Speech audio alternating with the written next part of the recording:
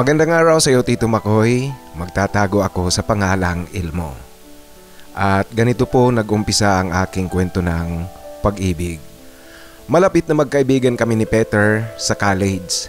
Bagamat magkaiba ang kursong aming kinukuha, ngunit naging magkaibigan kami mula noong first year pa lang. Naging magkamag-aral kami sa isang minor subject, ngunit doon nag-umpisa ang aming pagkakaibigan. Isang araw niyaya ako ni Peter na sumama sa kanya, umuwi sa kanila. Weekend iyon, Tito Makoy. Tumulak kami mula sa lungsod Biyernes ng gabi at plano naming bumalik ng lungsod Lunes na umaga. Nang makarating ako kina Peter, saka ko lang nalaman, Tito Makoy, na may kaya pala ang kanilang pamilya. Napakasimple kasi nitong kaibigan kong ito. Hindi siya mayabang at hindi nagkikwento kung ano-anong meron ang kanilang pamilya. Bagamat kung tinitingnan ko siya, nahalata ko talaga sa kanyang itsura na kahit papaano nakakaangat sila sa buhay. Malaki ang kanilang bahay, 2 palapag ito at merong 2 sasakyang nakagarahe. Ang kanyang mga magulang ay mababait rin. Nalaman ko na malawak pala ang kanilang farm na prutasan at gulayan. At ang mga kapatid ni Peter, lahat nasa ibang bansa, doon na naninirahan. Matapos kaming maghapunan, bumili lang kami ng beer na inumin at sinangag naman pulutan namin, Tito Makoy. Pumuwesto kami sa rooftop ng kanilang bahay. Ang aming pwesto, masarap ang simoy ng hangin, palibhasa nga nasa rooftop ito. Maya't maya pa may nakita akong isang pick-up na sasakyan pumasok sa gate ni na Peter. Tatay ko yan, Ilmo. Ito ang wika sa akin ng kaibigan ko. Ngayon, Tito Makoy, hindi lang pala 2 ang kanilang sasakyan, kundi 3. Kasi meron ng 2 nakagarahe at pagdating ng tatay ni Peter, meron pa itong minamanihong pick-up. Ilang sandali umakyat sa rooftop ang tatay ni Peter. Magandang gabi po, Tito. Iyan ang pagbibigay galang ko, Tito Makoy, sabay nagmano ako. Umupo siya at nakiharap sa amin, uminom din at nakipagkwentuhan. Alam niyo po, game na game sa pakikipagkwentuhan sa amin ang tatay ni Peter. Sa edad niyang mag-a-6 na taon na, hindi mo ito mahalata kasi masayahin na tao itong tatay ng kaibigan ko. Yan, Tito Makoy, ang napansin ko sa kanya sa unang tingin ko pa lang. Tito, alam niyo po para lang kayong magkapatid ni Peter. Yan, Tito Makoy, ang wika ko sa tatay ng kaibigan ko. Naku naman, Ilmo, wag mo namang sabihin ang itsura ko ngayon, mukha na rin akong magsisisenta. Yan, Tito Makoy, ang sabad ni Peter na nagbibiro. Hindi, tol. Ang ibig kong sabihin, batang-bata pa ang itsura ng tatay mo sa kanyang edad. Yan ang pagpapaliwanag ko, Tito Makoy, sa aking kaibigan. Alam mo, Ilmo, ang pagtanda ay nasa edad lang talaga yan, hindi sa itsura. Saka tatanda ka talagang bigla, mabilis ang iyong pagtanda kong pati ba naman ang pagsinag ng buwan sa gabi ay siseryosohin mo pa. Ito, Tito Makoy, ang pabirong wika naman ng tatay ni Peter. Alam mo, Tito Makoy, tama ang sinabi ng tatay ni Peter kasi sa edad niya ngang mag-a-6 na taon na, ngunit para lang siyang 40. Nasa kakisigan pa rin ng kanyang pangangatawan bagamat chubby ito ng kaunti. Nalaman ko, Tito Makoy, na bata pa pala ng mag-asawa ang mga magulang ni Peter kaya kung titingnan mo sila, hindi gaanong malayo ang agwat ng kanilang edad sa mga anak nila. Tito Makoy, kung nakailang beses akong bumalik at isinama ni Peter sa kanila, kaya naging malapit ako sa kanyang mga magulang. Hanggang sa nagtapos kami ng college. At tuwing pupunta ako sa kanila, palaging nakikijamming rin sa amin ang tatay ni Peter na si Tito Edsel. Ilang buwan matapos kaming graduate ng college, lumipad patungo sa ibang bansa si Peter. Sumunod na sa kanyang mga kapatid para doon makipagsapalaran. Ako naman, Tito Makoy, nagtayo ako ng maliit na photo studio at photocopying business sa lungsod kung saan kami nag-aral ni Peter. Isang araw, Nagulat ako nang paglabas ko sa may photocopying area ng aking negosyo mula sa loob ng aking photo studio. Naroon ang tatay ni Peter, si Tito Edsel. Meron itong pinapasirox na mga papel. Tito, kumusta po kayo? Naku po, mabuti naman at nagawi kayo rito. Ito Tito Makoy ang masayang wika ko, sabay na nagmano ako kay Tito Edsel. Ngumiti siya sa akin at gulat na gulat din nang malaman niyang yun pala ang negosyo ko. Elmo, wag mo namang ipagsigawan niyang salitang Tito. Kasi alam mo, tumatanda naman ako ng husto niyan sa'yo. Ayan Tito Makoy, ang biro sa akin ni Tito Edsel. Pinatuloy ko siya sa loob ng aking photo studio at di ko na rin siya pinayagang magbayad ng kanyang pinaserox na mga papel. Nagawi siya sa lungsod kasi meron raw pinapatingnan ang isa sa mga anak nila na pwesto kung pwedeng paglagyan ito ng negosyo. Tito Edsel, ito po ang munting negosyo ko. Sino pong kasama nyo? Kayo lang po ba mag-isa? Ayan Tito Makoy ang tanong ko. Oo, ako lang kasi yung tita mo sumunod kina Peter sa ibang bansa, nagbabakasyon sa mga anak namin. Ay, tamang-tama po yan Tito. Bukas na lang kayo umuwi. Doon ka na sa bahay matulog at mamaya iikot tayo dito sa lungsod. Mag-happy-happy tayo dito sa lungsod Tito. Yan Tito Makoy ang aking pag-iimbita sa kanya. Alam mo Tito Makoy, natuwa ako kasi pumayag si Tito Edsel na kinabukasan na lang umuwi. Kaya noong gabi iniikot ko siya sa lungsod. Pumunta kami sa isang hangout, kumain at uminom. Alam mo Tito Makoy, pakiramdam ko tuloy si Peter din lang ang kausap ko at kasama sa inuman. Kasi nga game na game itong makipagbiroan. Ngunit hindi kami gaanong nagtagal doon sa hangout na iyon kasi si Tito Edsel na mismo ang nagmungkahing. Doon na lang kami sa bahay ko magpatuloy ng aming pagkikwentuhan at pag-iinuman. At tama rin ang kanyang mungkahi kasi nga kung malasing kami, siya ang magmamaneho, medyo delikado at mahirap. Ang totoo niyan Tito Makoy, pagdating namin sa bahay, nahihiya ako kay Tito Edsel kasi napakapayak nitong aking bahay na inuupahan. Subalit ayon sa kanya, ano raw ba ang ikakahiya ko at hindi mahalaga ang bahay. Ang importante yung taong nakatira dyan, maganda ang kalooban, maganda ang pakikitungo sa ibang tao. Ito Tito Makoy ang wika sa akin ni Tito Edsel. At yun nga noong gabing iyon, sa bahay nagpalipas ng gabi si Tito Edsel. Umuwi ito sa kanila kinabukasan na pagkatapos naming mag-almusal. Pinipigilan ko pa sana si Tito Edsel na wag na munang umuwi, ngunit Tito Makoy ayon sa kanya, magpapapitas raw siya sa kanyang sagingan noong araw na iyon. Kaya kinakailangan niya talagang umuwi na. Makalipas ang mahigit 2 linggo, gabi kararating ko lang sa bahay mula sa studio. Nagulat ako Tito Makoy kasi tumawag sa akin si Tito Edsel. Nagtatanong ito kung nasa bahay na raw ako at papunta siya sa bahay at malapit na siya. Alam mo Tito Makoy, natuwa ako kasi parang ang magkaibigan kami. Akalain niyo po buhat sa malayong lugar, dadalaw sa akin ngayong gabi. Hindi karaniwan ang ganito na tatay ng best friend mo ang dumadalaw sa iyo. Tuloy nagkandara pa akong maganda ng hapunan kasi ubos na ang panindang pagkain sa karinderyang malapit sa bahay. Pagkatapos naming maghapunan, nagkikwentuhan kami at gaya noong una, nagsasyat kaming dalawa. Ang ingay namin walang pinag-iba sa ingay kung kaming dalawa ni Peter ang nagkikwentuhan. Subalit Tito Makoy, noong lasing na kami, nagulat ako sa tanong sa akin ni Tito Edsel. Elmo, matanong nga kita, meron ba kayong sikretong ugnayan ng anak ko si Peter? Iyan Tito Makoy, ang tanong niya sa akin na ikinabigla ko talaga ang kanyang pagtatanong. Tito, bakit niyo po naman naitanong yan? Yan ang sagot ko sa kanya na patanong rin Tito Makoy. Nagtatanong lang naman, huwag kang mag-alala. Kung sakaling meron, wala akong nakikitang masama.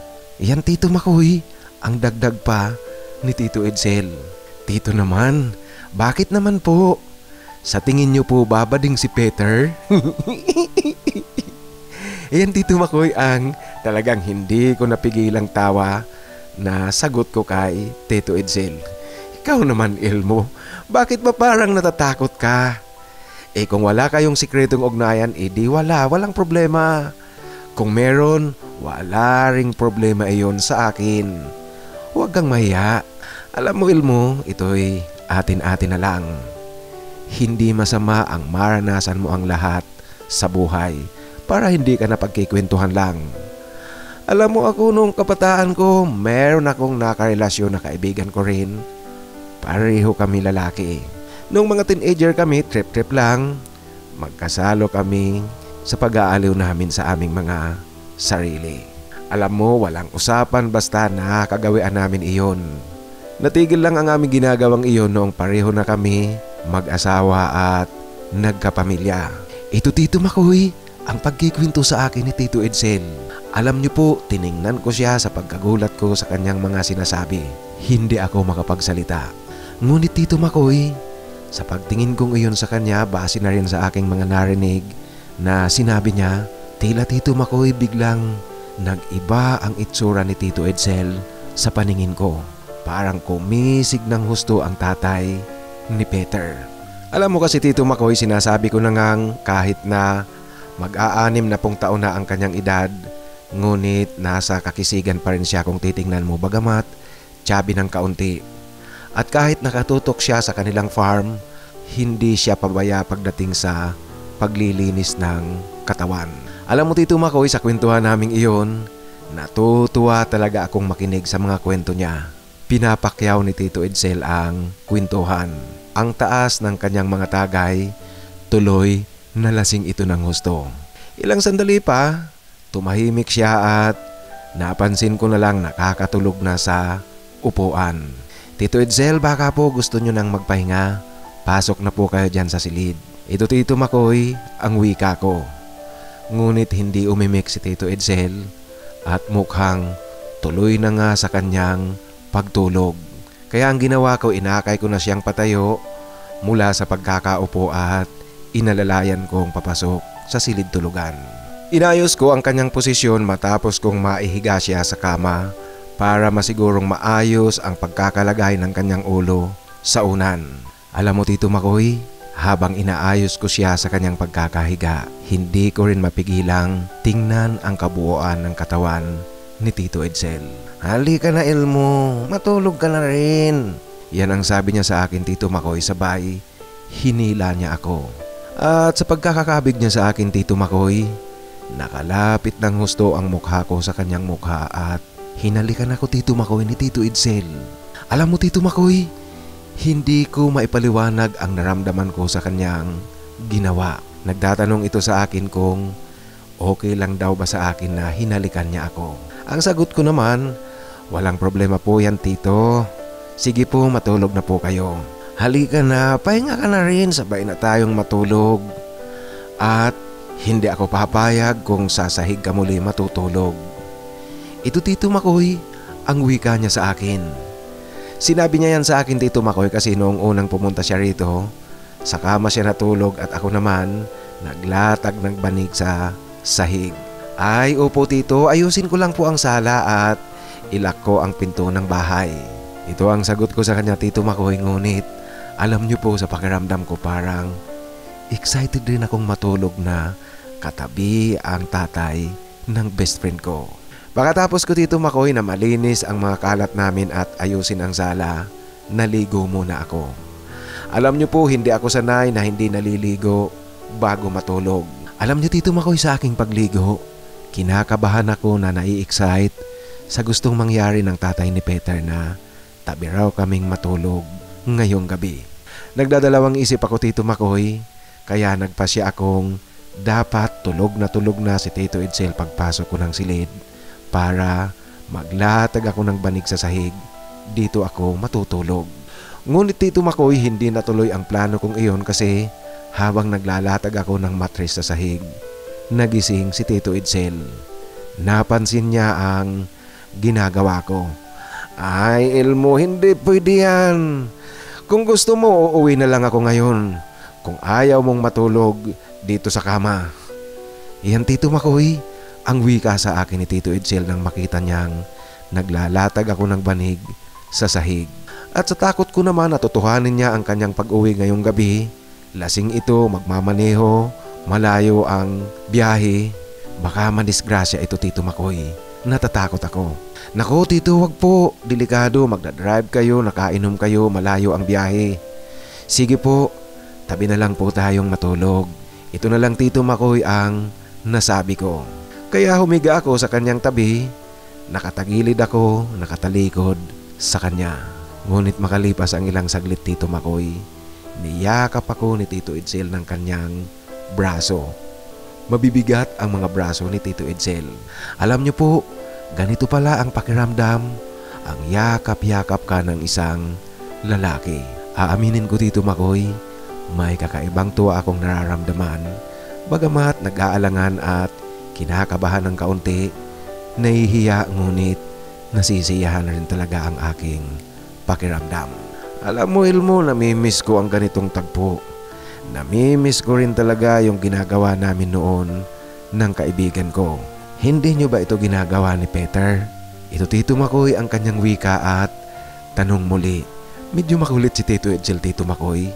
Pilit niyang pinapaamin ako kung meron ba kaming ugnayan ni Peter o wala. Naku po, hindi po Tito.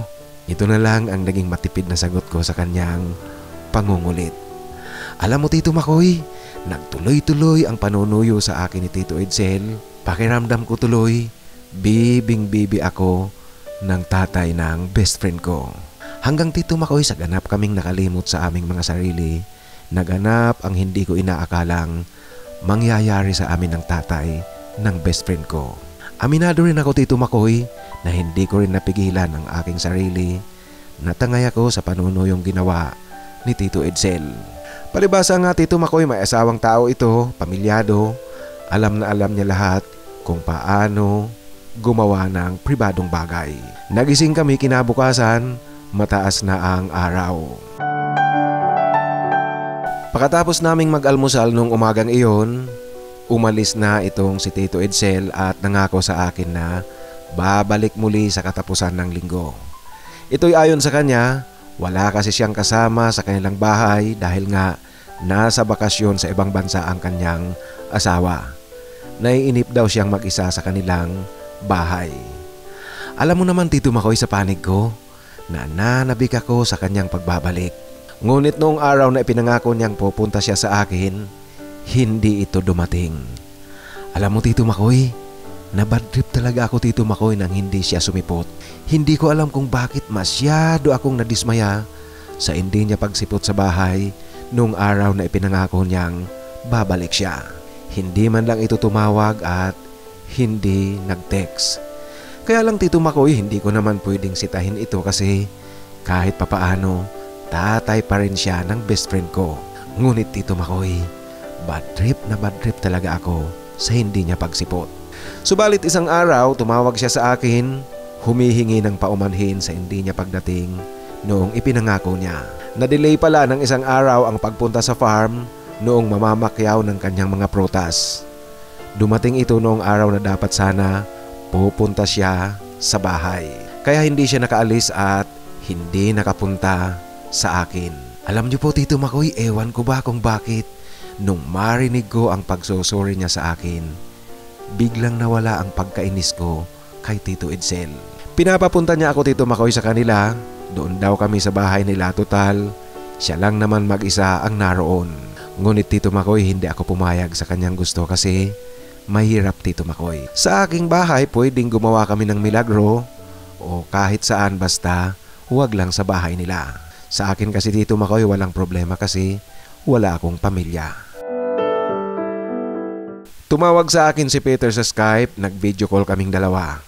Alam niyo po, tuwang-tuwa ako kasi matagal na rin kaming hindi nagkakausap ng kaibigan ko mula noong umalis ito.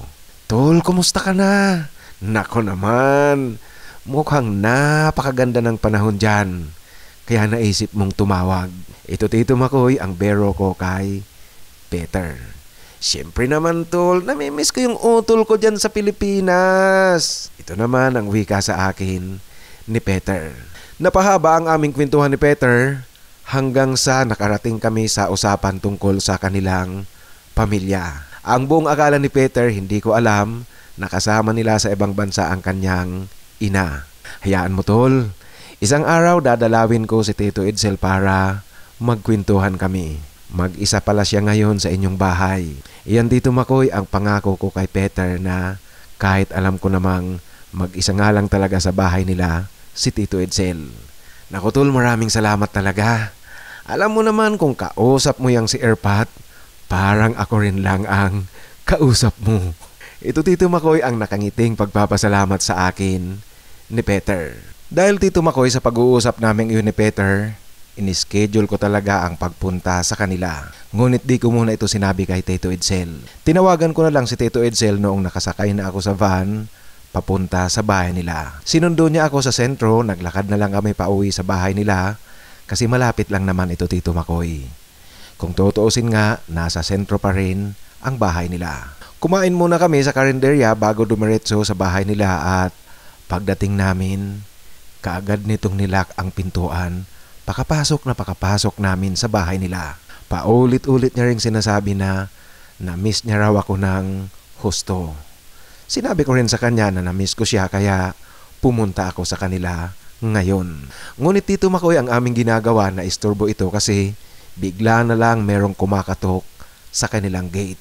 Yung kaibigan pala ni Tito Edsel na nasa barangay din nila, meron itong daladalang inumin. Ayon sa bisita, dinalaw niya raw si Tito Edsel kasi wala itong kasama, mag-iinuman silang magkaibigan. Nang makita ako ng matanda, nagtatanong ito kung sino raw ako. Kaya naman ipinakilala ako ni Tito Edsel na kaibigang matalik ni Peter. Nagjamming kaming tatlo at sa gitna ng inuman, noong oras na inaakala kong nasa bahay na si Peter sa ibang bansa, tinawagan ko ito sa Skype. Meron kasing internet connection sa kanilang bahay at noong gabing iyon, dala-dala ko ang aking laptop kaya nakatawag ako. Noon kasi Tito Makoy, hindi pa uso ang smartphone na gamit natin ngayon. Tol, nandito ako sa inyo ngayon. Dinalaw ko si Tito Edsel. Heto kami at ang kanyang kaibigan. Ito Tito Makoy ang wika ko kay Peter sabay inilagay ko sa camera sina Tito Edsel at ang kanyang kaibigan. Si Peter naman, tuwang-tuwa nang malaman niyang dinalaw ko ang kanyang tatay. Nagpapasalamat ito ng husto sa akin. Tol, dyan ka na sa silid ko matulog para naman kahit papaano ang pakiramdam ni Erpat, ako ang nandyan. Iyan Tito Makoy ang pagbibilin sa akin ni Peter. Oo tol, alam mo ba sa pag-uusap namin ni Tito Edsel, parang ikaw nga lang talaga ang kausap ko.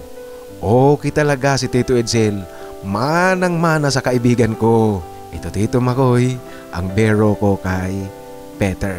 Yung matanda namang bisita ni Tito Edsel, nakumbinsi namin kung bakit naroon ako at kung sino ako. Kaya walang duda Tito Makoy, kaibigan ako ni Peter ang tanging alam niya. Hating gabi na nang umalis ang kaibigan ni Tito Edsel. Subalit Tito Makoy, noong hindi pa umaalis, natatawa talaga ako ng gusto. Kasi tinitingnan ko si Tito Edsel halos sabihan na niya ang kanyang kaibigang umuwi na kasi hindi na siya makapaghintay. Sa silid nga ni Peter kami natulog at tamang-tama Tito Makoy ang aking paghahanda. Alam mo Tito Makoy, pakiramdam ko noong oras na iyon, kalaguyo ako ng tatay ng best friend ko. At lalong natuwa si Tito Edsel nung tawagin ko siyang daddy sa aming intimate moment. Nagtuloy-tuloy ang aming lihim na relasyon ni Tito Edsel at aaminin ko Tito Makoy, totoong pag-ibig ang nadarama ko kay Tito Edsel. Naging dahilan nga ito ng aking panlalamig sa aking syota hanggang sa nakipagkalas ito sa akin. Nang bumalik sa Pilipinas ang nanay ni Peter, naging dahilan ito para dumalang na ang aming pagkikita. Ngunit pilit pa rin itong nagagawa ng paraan ni Tito Edsel. Palagi-lagi pa rin siyang pumupunta sa bahay. At iyon ang aming naging sitwasyon pag nasa Pilipinas ang asawa ni Tito Edsel. Lumipas Tito Makoy ang ilang taon, umuwi si Peter para magpakasal sila ng kanyang syota dito sa Pilipinas. Alam niyo po, di rin maiwasang maitanong sa akin ni Peter kung kailan na rin daw ako lalagay sa tahimik at kung kumusta raw kami ng syota ko. Alam mo Tito Makoy, ngiti ang tanging naisagot ko lang sa tanong ni Peter. Halos nga Tito Makoy sabihin kong wala na akong syota kasi mahal na mahal ko ang tatay mo. Ngunit Tito Makoy, palibhasa guilty ako sa aming lihim na relasyon ng kanyang tatay. Hindi ako makatingin kay Peter ng diretso sa kanyang mga mata yung matagal-tagal ng kaunti. Sinabi ko na lang kay Peter na medyo wala pang plano, wala pang balak kasi hindi pa nga ako handa. Tito Makoy, alam kong may mali sa aming relasyon ng tatay ng best friend ko, si Tito Edsel. Ngunit aaminin ko na talagang napamahal na sa akin si Tito Edsel at mahal niya rin ako. Hindi biro ang namamagitan sa aming dalawa. Hindi lang init ng katawan at makamundong pagnanasa kundi pagmamahalan talaga ang namamagitan sa amin. Kaya naman Tito Makoy, hanggang ngayon hindi ko magawang putulin ang aming ugnayan. Ganoon din si Tito Edsel, Tito Makoy. Kapag sinasabi kong tumigil na kaming dalawa, nagtatampo ito sa akin Tito Makoy. Pilit niyang sinasabi sa akin Tito Makoy na mas mainam raw ang aming relasyon kaysa kung mambababae siya. Kasi kung mambababae siya, sigurado siyang pera lang ang habol sa kanya. Hindi raw katulad ko na nararamdaman niyang pagmamahal talaga ang ibinibigay ko sa kanya. Totoo naman Tito Makoy ang kanyang sinabi kasi hindi talaga ako namemera. Kung ilang beses na rin nga siyang nagtangkang bigyan ako, pahiramin ng pera para sa aking negosyo, ngunit hindi ko ito tinatanggap. Kasi Tito Makoy, kung tatanggapin ko yan, lalong madadagdagan ang kasalanan ko sa kaibigan ko. At minsan habang nasa ibang bansa ang kanyang asawa, nagkasakit nga itong si Tito Edsel. Ako talaga ang nag-asikaso sa kanya sa ospital. Kaya naman Tito Makoy, ganoon na lang ang pasasalamat sa akin ng buong pamilya ni Peter. Ganoon ang tiwala nila sa akin. Malaking pagtitiwala ang kanilang ibinibigay. Ang sabi pa nga sa akin ni Peter, tunay raw akong kaibigan, hindi niya kailanman ipapatalo kahit kanino. Sa kasalukuyan Tito Makoy, matagal na rin ang aming lihim na relasyon at habang tumatagal, lumalalim ang pagmamahal na nararamdaman ko kay Tito Edsel. Alam na alam yan at ramdam na ramdam ni Tito Edsel. Kaya ganoon na lang ang kanyang pakaayaw na putulin namin ang aming lihim na ugnayan. Hindi raw siya tutol na mag-asawa ako, bumukod at magkaroon ng sariling pamilya, ngunit huwag naming puputulin ang aming ugnayan hanggang kaya niya. Alam mo Tito Makoy, kung ano ang kahihinatnan at kung hanggang saan ang aming relasyon, hindi ko talaga masasabi sa kasalukuyan. Basta ang alam ko at nararamdaman ko, mahal ko si Tito Edsel at mahal niya rin ako.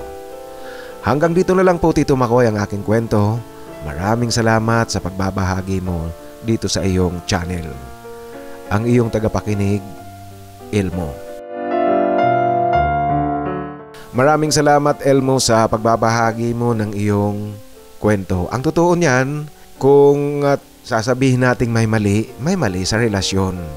Kaya lang wala akong gaanong nakikitang problema liban sa mali nga ang sitwasyon. Ang hindi ko nakikitang problema dito kasi sa sinabi mo ngang totoong pagmamahal ang nararamdaman nyo sa bawat isa at ikaw sa panig mo hindi ka kailanman nagsasamantala kay Tito Edsel mo. Hindi ka namimira, hindi ka gold digger at ayaw mong mabahiran ng ganoong bagay ang relasyon nyong dalawa. Ang kinakatakot ko lang talaga ng kaunti dyan sa relasyon nyo, iniisip ko ngayon pa lang ano kaya ang magiging reaksyon ng kaibigan mo, ng best friend mong si Peter pag nalaman niyang magjowa kayo ng kanyang tatay. Sigurado ako mabibigla yan at hindi ko sigurado kung ano ang kanyang iisipin at ano ang kanyang mararamdaman. Ganoon pa man, pinupuri kita doon sa ginawa mong noong magkasakit pala ito. Ikaw talaga ang nag-asikaso sa kanya sa ospital. pinupuri kita dyan at yung ganyang bagay, ipagpatuloy mo yan. Kasi kahit pabaga sabihin natin wala kayong relasyon ng Tito Edsel mo, ngunit ama pa rin siya ng iyong kaibigan. Kaya marapat lang na asikasuhin mo siya at tulungan pag merong problema. Sa muli, maraming salamat sa pagbabahagi mo ng iyong kwento.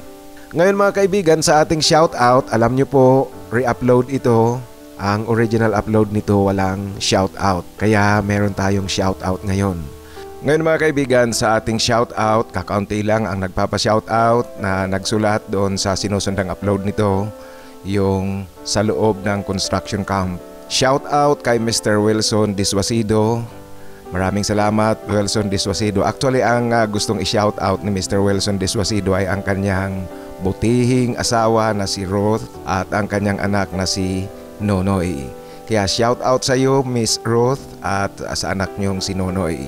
Ang shoutout ay mula sa iyong asawa na si Mr. Wilson Diswasido. Sa inyong mag-anak, Mr. Wilson, maraming salamat sa pakikinig. Ganoon din ang ating kapatid na si Mr. Boy Puhanes. Meron siyang gustong i-shoutout sa Antipolo, Rizal. Shoutout kay Lek GB. Maraming salamat Lek GB sa pakikinig at ang pag-shoutout at pagbati mula kay Mr. Boy Puhanes. Mr. Boy Puhanes, Sir Boy, maraming salamat sa tuloy-tuloy na pakikinig. Ganoon din ang ating kapatid na si Florentino Jimenez ng Alcala, Pangasinan. Maraming salamat sa iyo, Tino, at shout out sa inyong lahat dyan sa Pangasinan.